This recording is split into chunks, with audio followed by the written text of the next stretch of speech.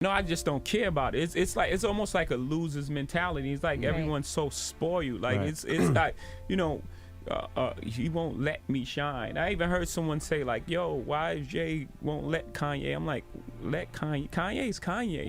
He's gonna do what he does. That's a loser's mentality. My albums came out with Outkast, Lauren, Q-Tip, all of them in 1 week. You know, everybody did good. You know, look at the chart now. It's Wale, #1. This is like a shameless plug. Rock Nation managed artist, J. Cole, which will probably go to #1 next week again. No, for the first time ever, but he'll go to #1. Rock Nation, and it's Kanye. Everyone's flourishing. You know, you gotta be out. You gotta be able to compete. Steel sharp and steel. You gotta get out there and you gotta earn your spot. It's not given. It's such a spoiled brat losers mentality that's it's annoying. There's a knowing in being an artist. There's a knowing. You can't guess, you can't think.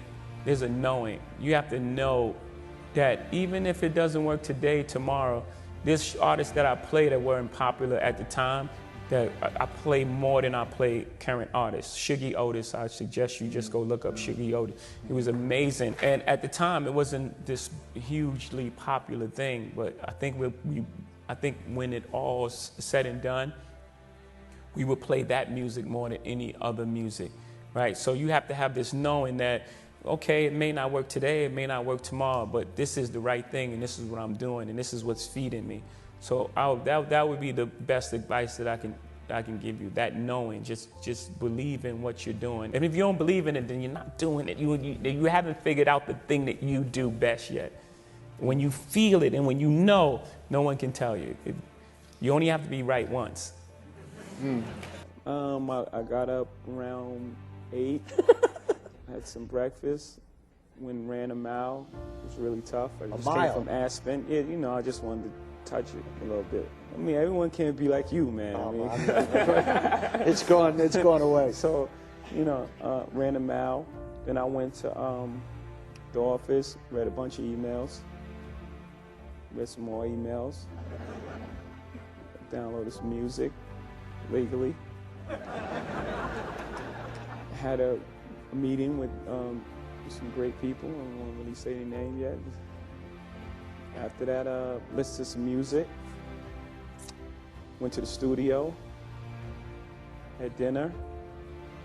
Oh, went to the Nets game, we won. We're up 3-2. Thank you very much. Went to sleep. Good day, full day. Great day. Yeah, we was going to Club Exit. And we get in the front of the club. We pull up and Big sees some guys out there, and he says, "Man, I'm not going in there." And I'm like, "What?" He's like, "Nah, these guys over there. I'm not even, I don't feel like it tonight." So me and Tata, we just came in the music business. We don't really understand what he's saying. We think he's scared. So we like, "What? Let us out this car right now." So me and Tata leave the car, and we talking about Big behind his back. And we was like, "Man, could you believe that, man? He's scared of these guys." But we wanted to prove to the guys in front of the club that we wasn't scared. So we go in the club, Big pulls off, and for a while, I thought that he was really scared of these guys until later on, I realized that he had a bigger goal and he knew where he was going and he didn't want to deal with it. He wasn't scared. It was just like, why put himself in that position if he didn't have to? And I thought that was genius. And I guess that helps me a lot as well. And I thought that question was great. Thank you. It's always good to compare yourself to people you look up to, right? Because you give yourself a high goal. You set high standards for yourself. And, pretty much the way he lived his life and the parallels and how he affected culture is what I strive to do. He had a record label and he owned Reprise Records and he released Jimi Hendrix. Kanye West is my Jimi Hendrix. My record label was Rockefeller. Just compare yourself to the greats. Set the bar really high. Because all he can do is the best he can do. He's not a superhero. And it's unfair to place unfulfillable expectations on this man just because of his color. You're actually doing the opposite. It's like, what do you think is gonna happen? He's there for 8 years. And he has to undo what 43 presidents have done in 8 years. It's not fair. What do you think of the state of I'm not going to say just black leadership, leadership period, on the things you care about in the country? Who do you like look at and say, this man or woman speaks for the things I care about? It's gonna be funny, but I find it funny. But my leadership, I like Dave Chappelle's, because he tells it in humor so you can deal with it. But it's always a nice chunk of truth in there. I can only assume, because I don't know the answer to that, except that, you know, sometimes people's success, you know, make people feel, instead of saying, wow, that person's successful and I'm inspired. Well, some people are. Some people are like, that person's successful, I'm a strive and I'm gonna be exactly where they are. And some people are just like, they got the reverse attitude, like their success means my failure. So I hate that success. So I have to make some kind of explanation of why they're here and why they shouldn't be here, and then why they wouldn't be here if this person was here. Who thinks like that? If you take that long to think, if you take that long to think about someone why they shouldn't be here, then you're good, and you should be doing something with that intelligence. Lock my body, can't trap my mind. Easily explain why we adapt to crime. I'd rather die enormous than live dormant. That's how we on it. But that line, I'd rather die enormous than live dormant. That's how we on it. Living the American dream with a vengeance. I'm gonna get it. I don't give a f.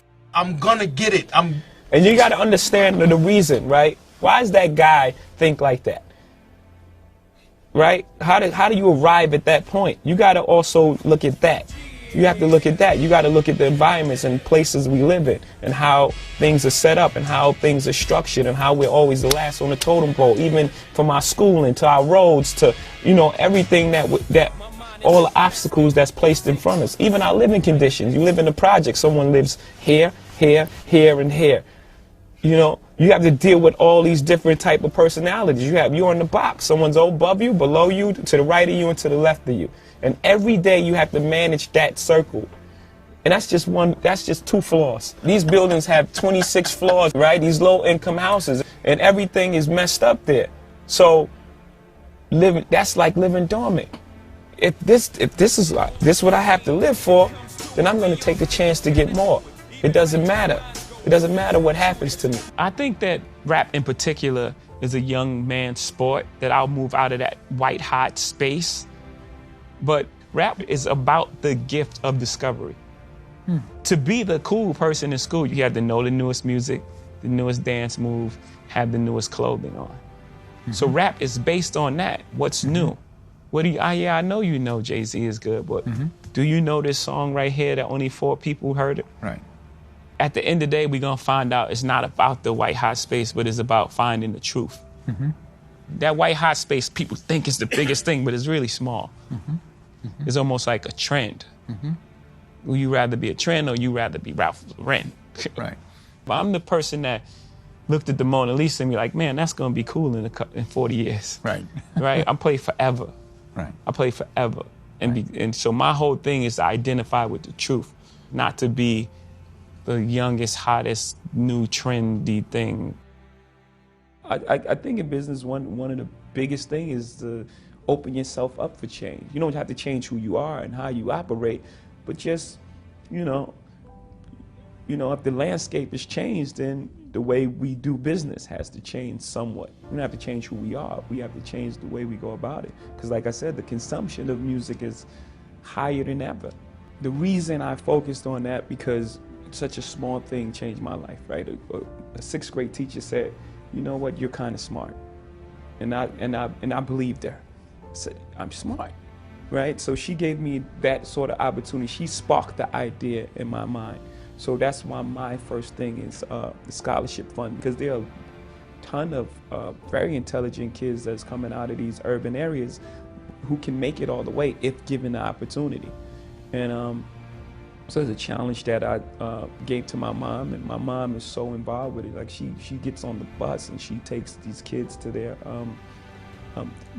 to interview with colleges, and now we're starting to see kids graduate from college, and that sort of feeling, when it's real. I'm not just sitting home writing a check and for whatever reason make myself feel good or anything like this. It's something that I really want to do, and I'm really into and excited about.